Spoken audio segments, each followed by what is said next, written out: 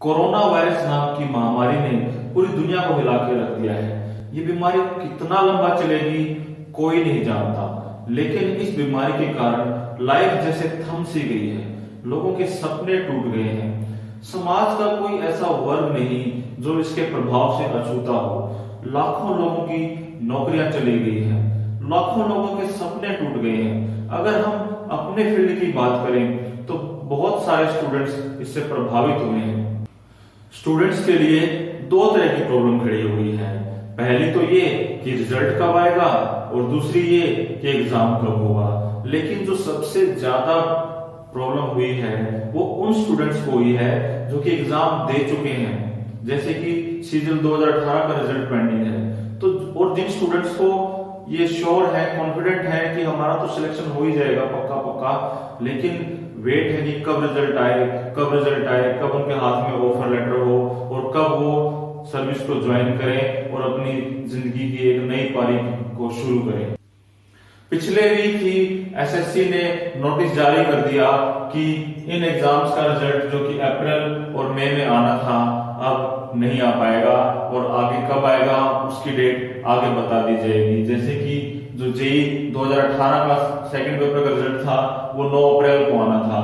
MTS 2019 का जो result था सेकंड पेपर का वो 30 अप्रैल को आना था और सीजीएल 2018 का टीयर 3 का रिजल्ट अभी तक पेंडिंग था, जो कि 8 मई को आने वाला था, वो भी पोस्टपोन हो गया है। और कब तक पोस्टपोन हो गया है कोई नहीं जानता, शायद खुद एसएससी भी नहीं, क्योंकि ये महामारी कितना प्रभावित करेगी और कब तक हमारे जीवन को डिसरप्ट करेगी कुछ नहीं कहा जा सकता। एज ऑफ नाउ कुछ भी नहीं कहा जा सकता।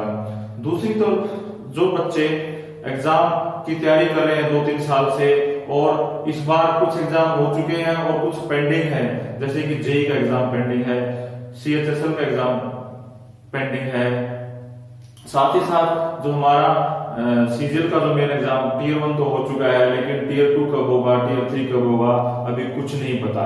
लेकिन जितनी बड़ी प्रॉब्लम होती है उतनी ही बड़ी एक अपॉर्चुनिटी होती है। हमें हर सिचुएशन में पॉजिटिव रहना चाहिए और ये जो टाइम हमें मिला है इस टाइम का हमें मैक्सिमम यूटिलाइजेशन करना चाहिए, अपनी नॉलेज को, अपनी प्रिपरेशन को और आगे और भी ऊपर वाले लेवल पर ले जाने के लिए।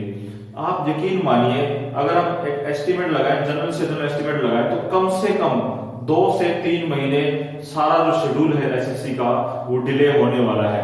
तो जो बच्चे सीजीएल की तैयारी कर रहे हैं, टीयर 1 का एग्जाम दे चुके, कॉन्फिडेंट है कि हमारा क्लियर हो जाएगा, तो उनके लिए मौका है कि जैसे कि अगर नॉर्मल रूटीन में एग्जाम शायद जून में होता तो हो सकता है अब वो जून की बजाय आगे अगस्त या सितंबर तक भी खिंच जाए, क्योंकि उससे पहले एसएससी को सीएचएसएल और जेई का एग्जाम करवाना ही पड़ेगा, जो कि हो ही नहीं पाया है। पेपर 1 ही उनका नहीं हो पाया है, तो उससे पहले टीयर 2 आपका नहीं हो सकता है।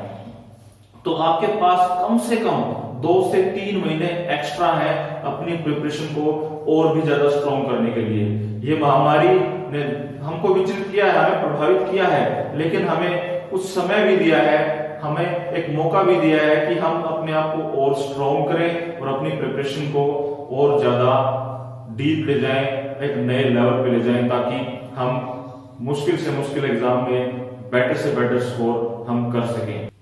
तो जो स्टूडेंट्स किसी भी टाइप के कॉम्पिटिटिव एग्जाम्स की तैयारी कर रहे हैं उनके लिए मेरी यही सलाह है कि आप इस कंडीशन से, इन हालात से हताश मत होइए, परेशान मत होइए और इसे बहुत बड़ी अपॉर्चुनिटी के रूप में देखिए, क्योंकि आपको एक एक्स्ट्रा टाइम मिला है, 2 महीने का, 3 महीने का, गॉड नोस कितना मिला है, एटलीस्ट 2 से 3 महीने का तो मिला ही मिला है।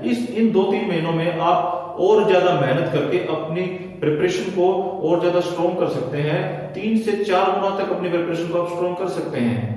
हाँ, जो स्टूडेंट्स रिजल्ट की वेट कर रहे हैं उनके लिए जरूर थोड़ा सा खराब समय है, बीत जाएगा, कोई बात नहीं, लेकिन जो बच्चे अभी प्रिपरेशन कर रहे हैं और एग्जाम की वेट में है उनके लिए तो ये गोल्डन अपॉर्चुनिटी है कि आप जो भी सब्जेक्ट आपका वीक है उसके कॉन्सेप्ट्स को आप स्ट्रॉन्ग कीजिए। अगर बात इंग्लिश की हो तो उसके लिए तो हम हैं ही, आपकी इंग्लिश को स्ट्रॉन्ग करने की जिम्मेदारी हमारे ऊपर है। बाकी सब्जेक्ट्स के लिए भी आप कोई स्ट्रेटजी बनाइए और हर सेक्शन को अपना स्ट्रॉन्ग कीजिए, ताकि आप जब भी एग्जाम हो उसमें आप अपना बेस्ट अटेम्प्ट दे सकें। तो चलिए प्रॉब्लम्स पे फोकस ना करके हम अपनी पढ़ाई पे फोकस करते हैं और अपनी प्रिपरेशन को और स्ट्रॉन्ग करते हैं। आपको याद होगा पिछले लेक्चर में हमने एडजेक्टिव्स के बारे में जाना था। आज एडजेक्टिव्स का एक छोटा सा कॉन्सेप्ट और देख लेते हैं, वो है कि adjective as a subject complement. Subject complement आप पहले भी पढ़ चुके हैं कि कैसे नाउन और जो प्रोनाउन है हमारे वो भी सब्जेक्ट कॉम्प्लीमेंट का काम करता है। उसी तरह एडजेक्टिव है वो भी कई बार सेंटेंस में सब्जेक्ट कॉम्प्लीमेंट का काम कर सकता है। आइए इसको स्टडी करते हैं कि कैसे ऐसा होता है। मैंने सेंटेंस लिखा है I bought a big house. अगर आप इस सेंटेंस को ब्रेक करेंगे तो आपको पता चलेगा कि यहाँ पे जो बिग वर्ड है ये इस हाउस को क्वालिफाई कर रहा है, हाउस की विशेषता हमें बता रहा है, और इसलिए आप इमीडिएटली कह दोगे कि इस सेंटेंस में जो बिग वर्ड है ये हमारा एडजेक्टिव है। अब अगर इसी सेंटेंस से मैं अगर यहां से हाउस हटा दूं तो क्या सेंटेंस पूरा होगा? I bought a big.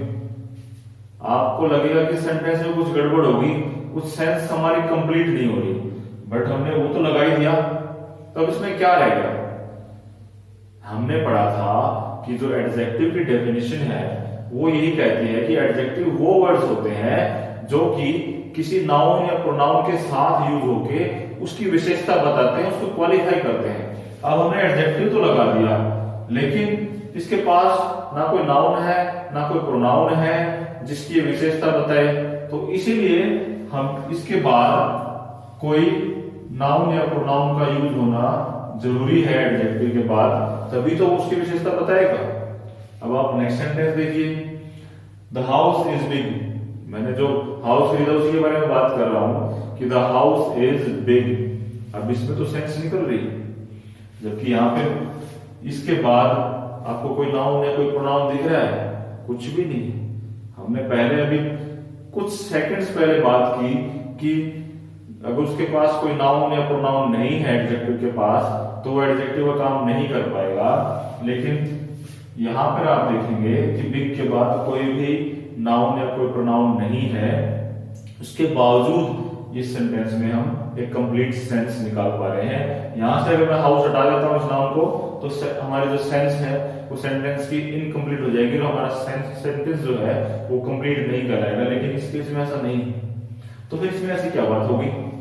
आप अपने उस चैप्टर पे दोबारा जाइए। आप वर्ब के केस में हमने एक लिंकिंग वर्ब का चैप्टर पढ़ा था, लिंकिंग वर्ब का कॉन्सेप्ट पढ़ा था, वहां मैंने आपको बताया था सब्जेक्ट कॉम्प्लीमेंट के बारे में।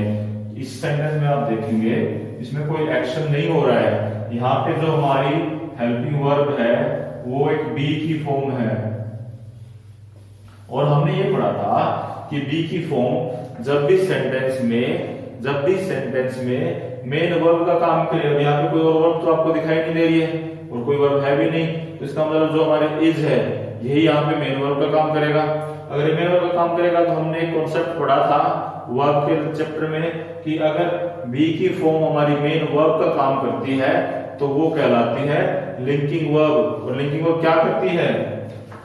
लिंकिंग वर्ब काम करती है जो हमारा सब्जेक्ट है उसको बाद सेंटेंस के बाद का जो हिस्सा है, सब्जेक्ट के बाद का जो हिस्सा है उससे लिंक करने का काम करती है।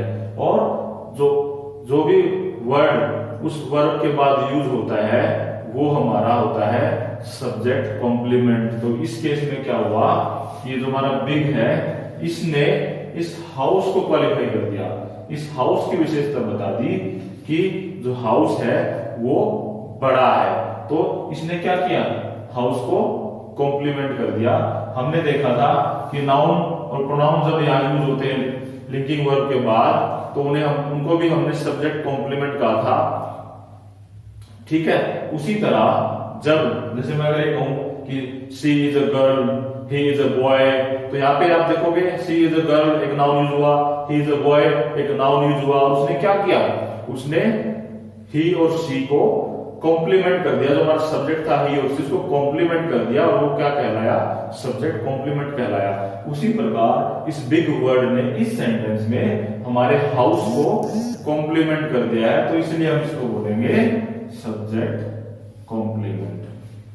अब यहां पर एक कंफ्यूजन हो जाती है, आपको सब्जेक्ट कॉम्प्लीमेंट समझ में आ गया कि अब कौन कौन से वर्ड्स हैं जो हमारे सब्जेक्ट कॉम्प्लीमेंट बन जाते हैं। एक तो हमारा नाउन हो गया, एक प्रोनाउन हो गया, और आज हमने जान लिया कि हमारा जो एडजेक्टिव है वो भी सब्जेक्ट कॉम्प्लीमेंट का काम कर सकता है। अब एक और सेंटेंस मैंने आपको लिखा है, वो मैंने इसलिए लिखा है, एक कंफ्यूजन हो जाती है बच्चों को कि अब इस केस में, ये केस आप देखेंगे, यहाँ पे भी आप देखोगे कि एक लिंकिंग वर्ब है, यानी कि यहाँ पे भी अब कोई ऑब्जेक्ट नहीं है वर्ब का, क्या है, सब्जेक्ट कॉम्प्लीमेंट ही है। अब यहाँ पे एक तो एडजेक्टिव हो गया और एक नाउन हो गया। यहाँ पे तो एक ही वर्ड था, सिर्फ एक एडजेक्टिव था, उसने क्या काम किया, सब्जेक्ट कॉम्प्लीमेंट का काम किया। लेकिन हमें पता है कि नाउन और प्रोनाउन भी सब्जेक्ट कॉम्प्लीमेंट का काम करते हैं। अब सेकंड केस में आप देखेंगे कि यहां मैंने आपको सेंटेंस में ही इज अ हैंडसम बॉय, तो मैंने आपको एक एडजेक्टिव भी दे दिया है और आपको एक नाउन भी दे दिया है। अब आप मुझे ये बताइए कि इस केस में कौन से वाला वर्ड सब्जेक्ट कॉम्प्लीमेंट होगा। जनरली बच्चे क्या करेंगे, जनरली बच्चे ये करेंगे कि इसको तो सब्जेक्ट कॉम्प्लीमेंट बोल देंगे और इसको बोल देंगे ऑब्जेक्ट। लेकिन हमें जो ध्यान रखने वाली बात है, ये जो आपकी इसकी सेंटेंस की जो आप जिस तरह से आप ब्रेक करोगे वो गलत हो जाएगी।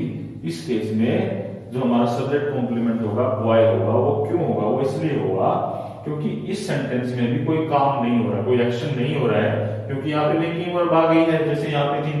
इसका मतलब इसमें जो भी होगा एक सब्जेक्ट कॉम्प्लीमेंट तो होगा ही होगा। इस केस में क्या होगा, इस केस में हमारी जो एडजेक्टिव है उसके बाद एक नाउन आ गया है, तो अब ये एडजेक्टिव क्या करेगी, इस एडजेक्टिव सब्जेक्ट कॉम्प्लीमेंट का काम करने की इसको जरूरत नहीं है।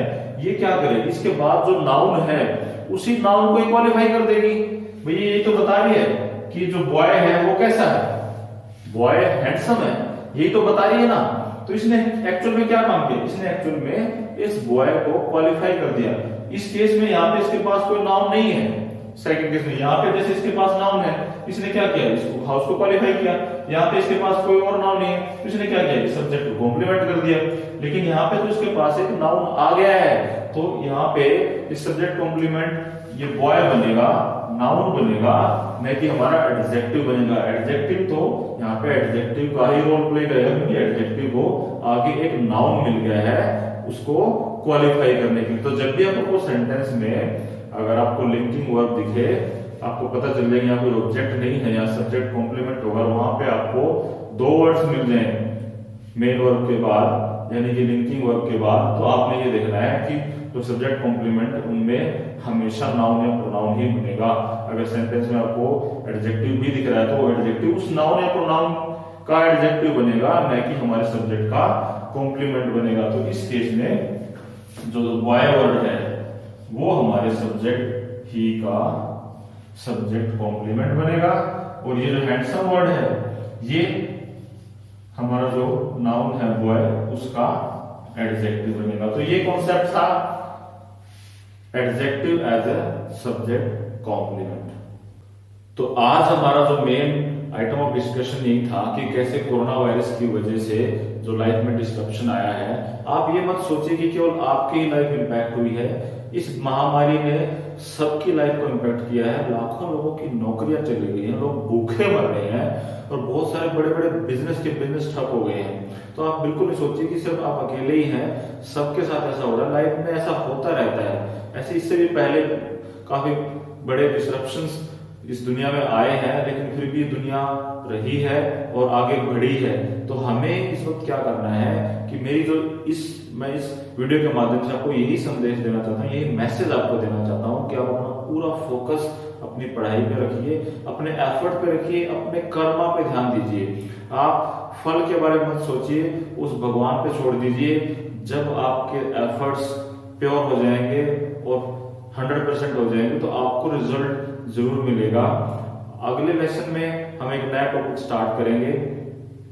आपको एक्स्ट्रा टाइम मिला है, आपका जो अगर मैं सिर्फ अगर सीजन की बात करूं तो जून में आपका टियर 2 एग्जाम होना था, वो नहीं हो पाएगा। तो आपके पास एक्स्ट्रा टाइम मिल गया है, आप अपनी प्रिपरेशन को और स्ट्रॉन्ग कीजिए। मैथ्स और इंग्लिश पे मैक्सिमम अपने कॉन्सेप्ट्स की गहराई में जाइए कि कॉन्सेप्ट्स को अच्छे से स्टडी कीजिए और अपना बेस्ट देने की कोशिश कीजिए। इंग्लिश इस चैनल पे हम जून के लास्ट तक कंप्लीट कर देंगे। उसके बाद भी हमारे पास एक एक कॉन्सेप्ट हम बिल्कुल डीप में स्टडी करने के बाद भी हमारे पास काफी टाइम बच जाएगा रिवीजन के लिए। तो मैं आपको गारंटी देता हूं कि इंग्लिश की तरफ से आप बेफिक्र रहिए, बस हमारे साथ जुड़े रहिए और हम इसको बहुत ही अच्छे से हैंडल कर लेंगे और एग्जाम में आप अपना बेस्ट दे पाएंगे। तो अगर आपने चैनल को अभी तक सब्सक्राइब नहीं किया है तो प्लीज चैनल को सब्सक्राइब कीजिए और साथ ही बेल आइकन को दबाइए ताकि अगले लेक्चर की नोटिफिकेशन आपको इमीडिएटली मिल सके, क्योंकि इस चैनल पे हम इंग्लिश के पूरे कोर्स को फिनिश करने वाले हैं आपके एग्जाम से पहले। तो इस कड़ी में आपसे फिर मुलाकात होगी, तब तक के लिए हमारे साथ बने रहिए। Goodbye, take care.